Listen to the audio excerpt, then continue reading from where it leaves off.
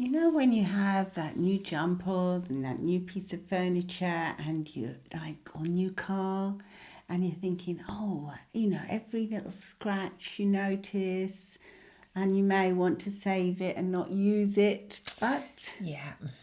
Mum used to have those special cups she would hardly ever use. she Do you remember was the the China China ones? Yeah, they were just put away. put away. Yeah, and we still put them away now, don't we? Because they're a bit of a faff. Yeah. But anyway, that's what we're going to be talking about in this week's episode of Get Real with the English Sisters. So do join us.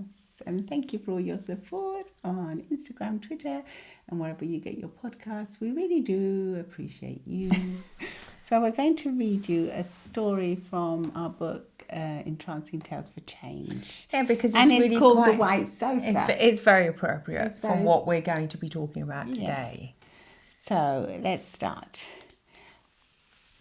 There you go. Hello, said the white sofa. It's coffee time. Hope you don't sit on me. I'm so new and white. And a small stain will ruin my night. Please don't sit on me. So the white sofa got lucky that night because a lady with a coffee stayed away. And sat opposite on a black chair. Phew, that's all right. Time passed and more often than not, the white sofa was left alone. So pure and white. Until one night a furniture van came to the door and took the white sofa away. The white sofa, stuck in the van, wished that it had been more carefree, knowing now that no one would sit on it ever again. It's very poignant, isn't it? It's poignant, and, I think in the end, ultimately, no one of us wants to be that white sofa. No, we don't. Nobody in their lives wants to ever, feel like that, to think, well, in the end, the furniture van actually took the sofa away. Yeah, it finished its life. It's finished its life pure and white. Pure and white.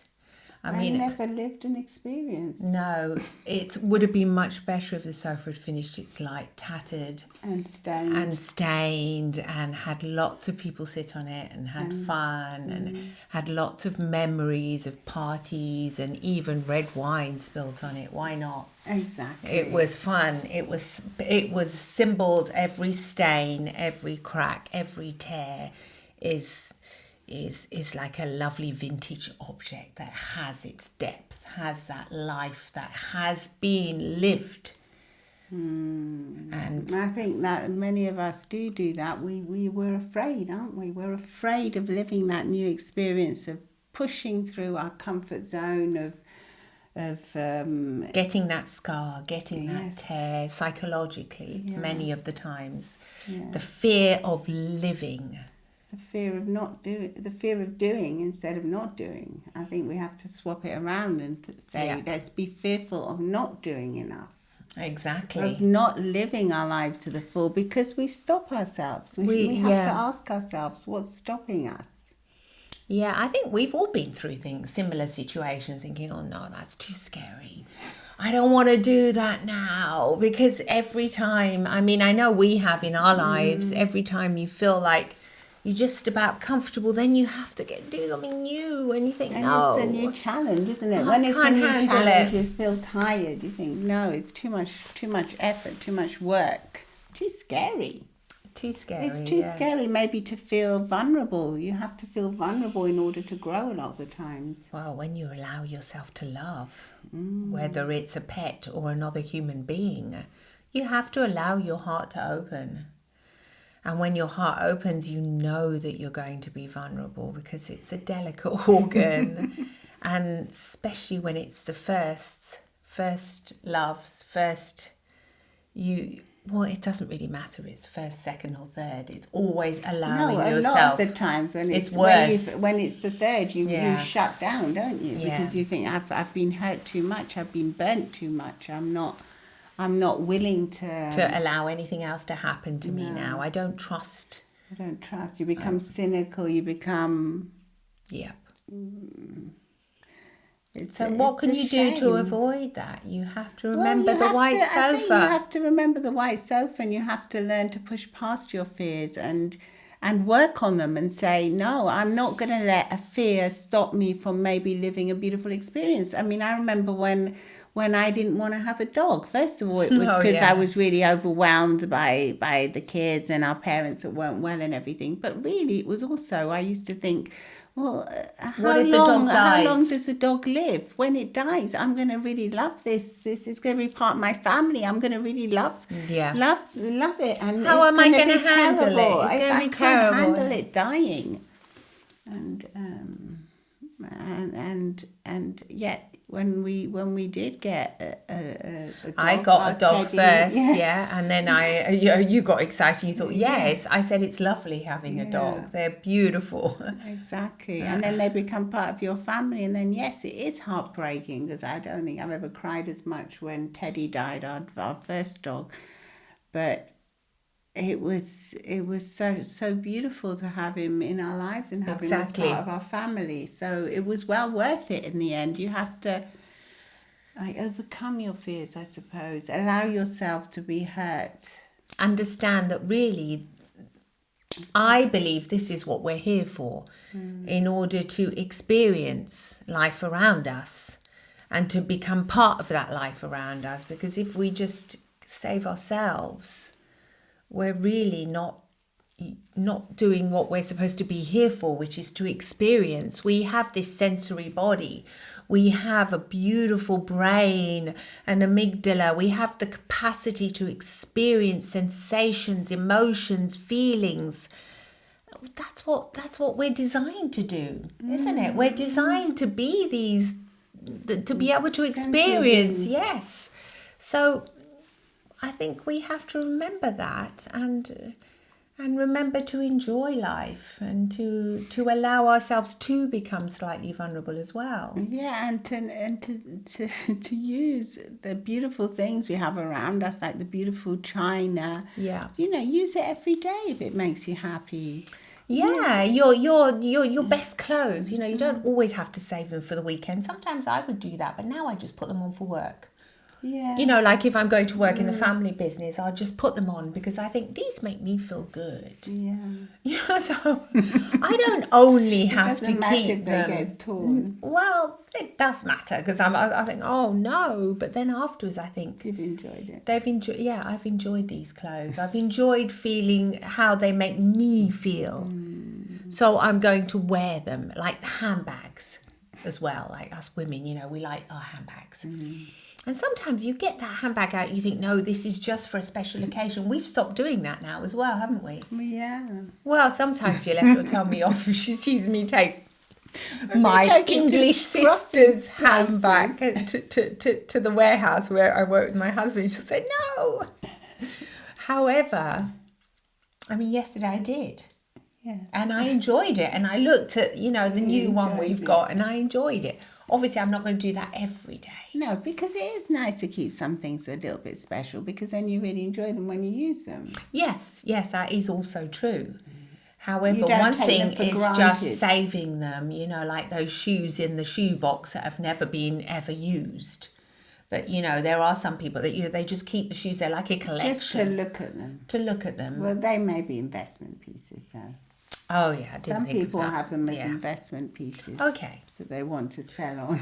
Yeah, I don't know. Yeah, that's also a way of thinking about it. If that gives you great joy to invest in these shoes, I like to wear them. So do I. Yeah, I do too. Yeah. Sometimes they're harder to wear though. They're very high heels. Oh yes, you can't exactly totter around every day in them. But what you do, I suppose, if you do have a special shoe like that, your brain might start unconsciously sort of searching for places you could go to. Like events, I've got that lovely dress. I could go to that event. Yeah, well, it puts you more in the mood of going places if you've got the right attire. Exactly. Yeah. if you Otherwise, you invest- might just delete it. And If think, you oh invest no. in yourself enough to to be able to look good as well, and you've got that nice outfit that you've got, you will want to go somewhere. You know, that's like when you get your hair done and Yeah. you think, oh my gosh, now Got I've a got good my hair hair. day. I've got my hair, just had my hairdo done by the hairdresser.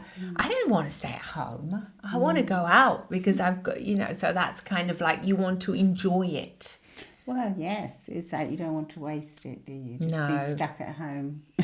Well, You want to go out party. That we realised that, didn't we, at Yeah. first? Used to get exhausted thinking, why am I doing so much? Oh, it's because I've got my hair. I've just had my hair I've just done. had our hair done. Yeah, but it's curious to notice that because when you feel good, you naturally. So maybe you can use a bit of that in your own lives. Get nice hair, blowout, or do it yourself, and look after yourself, and then you'll want to Do more. Be more prone to do more than if you're just in your PJs or just lazing about. Yes, yeah, that is very true. That's what they used to say about people that are working from home as well. They Yeah, say even there's if so you're many, working from so home, many of you now. Yeah, even if you're working from home, make that effort to look good, to get dressed, because you're going to feel more like maybe after work you might want to go out and have a drink with your friends or go and socialise or go and do something. Yeah, whereas if you're just in your PJs and Yeah. just got a t-shirt on the top for your Teams call or whatever, you might think, no, it's too much of an effort. Yeah, exactly. It's too much of an effort, and days go by. Yeah, I remember when I days go first by. came to Italy, there was your sister-in-law that Oh, she yeah, always she was looked amazing. I mean, we used to have like our house clothes on when it was We did mummy too. days, and I mean the hair was washed and everything, but we would feel as if we would look in a right state because we Yes. weren't ready to go out. No. Whereas when you went to see her, any time of the day you would call on her, she would be always ready, beautifully with her shoes on, her clothes on, Coiffeured, her ready. hair done, her jewelry, Her makeup, her and I think, makeup, and you wow. think, wow, she's just ready. She always looks beautiful. But sometimes I was thinking, oh no, I don't want to answer the door because I know. I've hidden before. I don't know. People have knocked on the door and I have just gone, whoops. No way am I answering that. Go away. When I used to live in the flat in Frascati, I used to do that. That was a long time ago. Was a long time ago. I was only like 20. But I would hide. That's because you didn't want to see your mother-in-law there. She's a darling. But She yeah, would maybe come round and bother you. just not just mother-in-law. There was quite a lot of visits that sometimes I just think, oh God, no. And then I would think of my sister-in-law and think, oh wow. She's She's always always open so the door and offers a coffee. I don't know how she could just do it. Just be in her She like used day to clothes. be comfortable in her day clothes. She wouldn't need to take her bra off or I don't know how she would anything. do that. I can't stand that. No. As soon as I get home, it's bra off and comfy. Yeah. I mean, I don't know. Some people can do it like that. I think there are people that don't really. They can. Maybe she was quite tense, though. She wasn't very relaxed. No.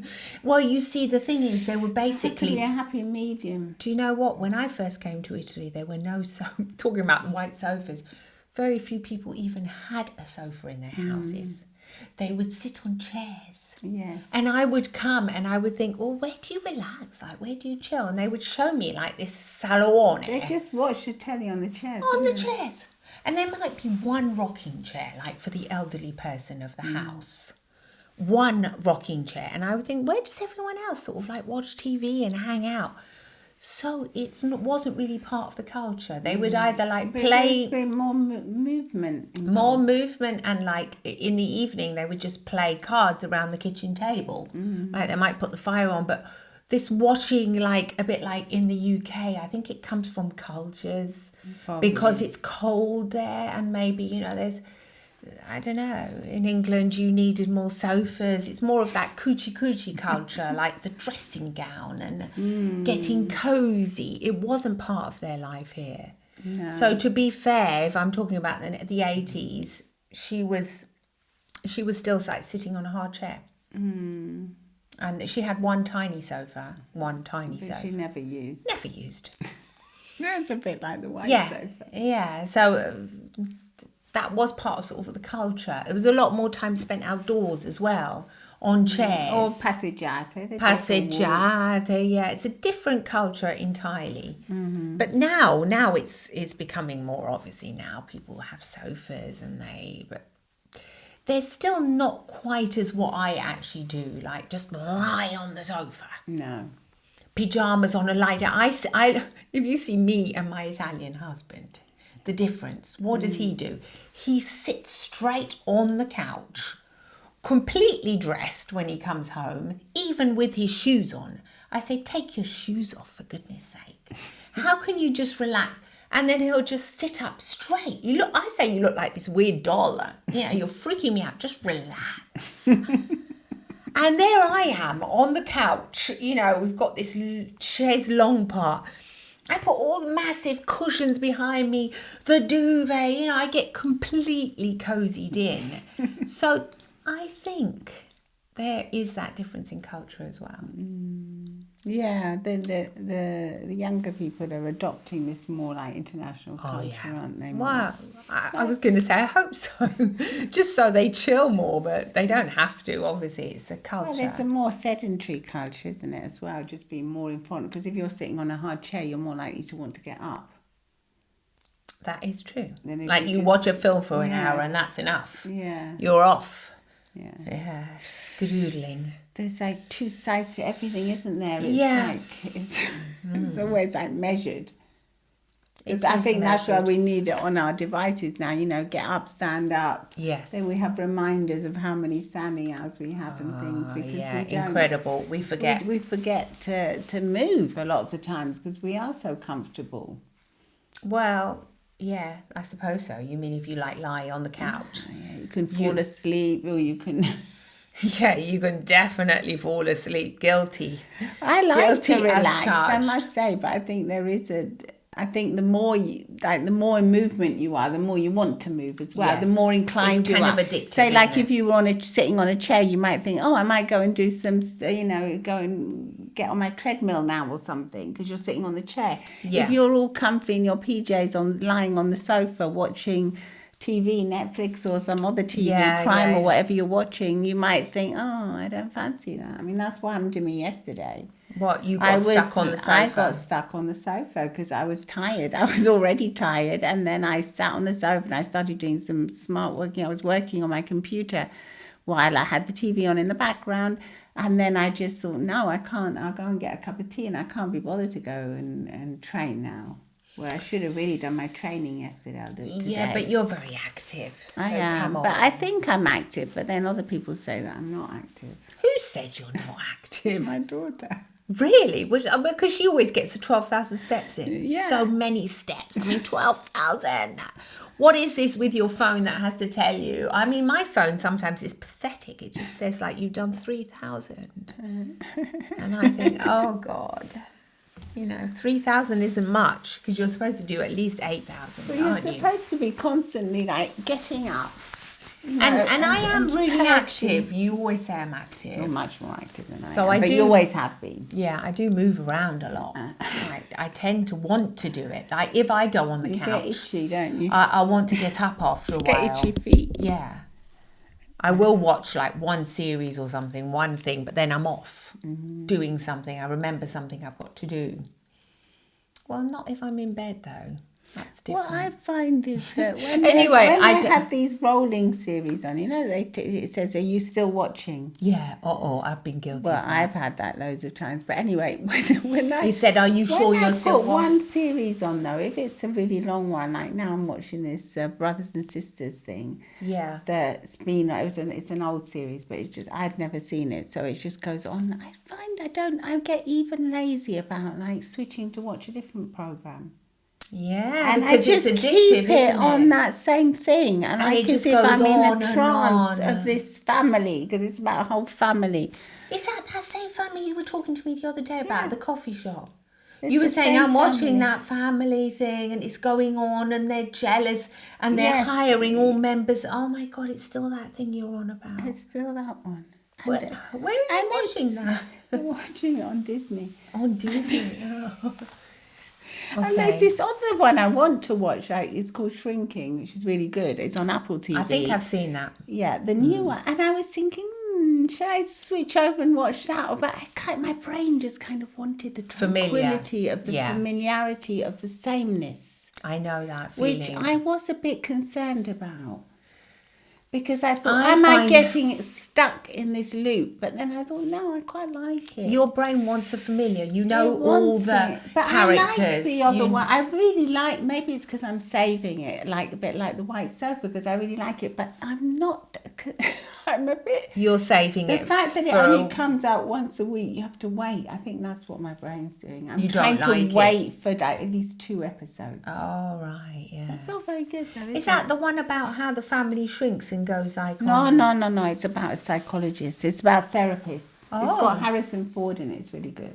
Shrinking. Oh, I've seen it. I've seen it. Yeah, they're like a group of therapists that live in this... No, they don't live, but they all go to work together. I've seen that. Together. How have I seen it and you haven't?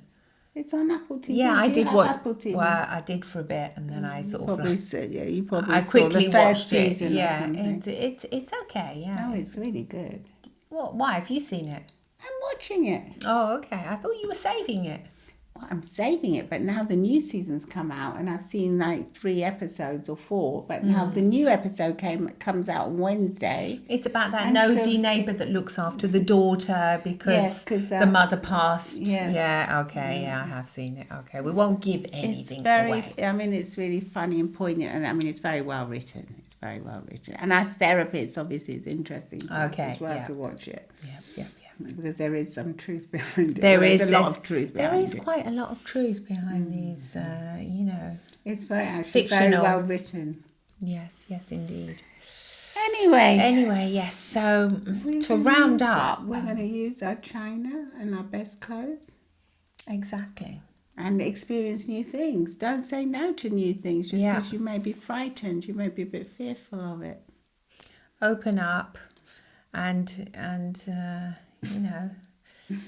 get into it, experience life to the full, so that when your time does come for the furniture van, you can think, okay, I have lived a good life. I've laughed a lot. I've loved a lot. I have experienced life to my fullest capacity. I think that's what we all want, isn't it? Yeah. I think so, without going too extreme. No, come on. To your capacity. Everyone has different levels, don't they? You might be happy with a walk in the woods, looking at the bluebells and the daffodils. That's brilliant. That's your maximum for today. That's your fullest capacity. Like for me today, I'm doing a podcast with you. I can go outside, look at some blossoms that are that's for me done for today. I'm happy with that. And I'm not going to talk about going skydiving. I would hate that. So for me, for today, that for today you're happy. Yeah. I think that's it. Yeah. That's it. You're satisfied. You're satisfied that you haven't kept anything. You're just serene. Serene. That's a nice word. Thank you for listening, and thank you. We'd love to hear from you, so do comment on our shorts. And on our shorts on YouTube, we always have the related video podcasts. Yes, we do. Which some of them, I've heard that Apple podcasts are going to have video too soon, so hopefully we'll be able to upload the video there as well. So that's it. That's it for today. So enjoy a wonderful week and live it to your fullest while being serene and happy as well. Lots of love and smiles from the English sisters. Bye.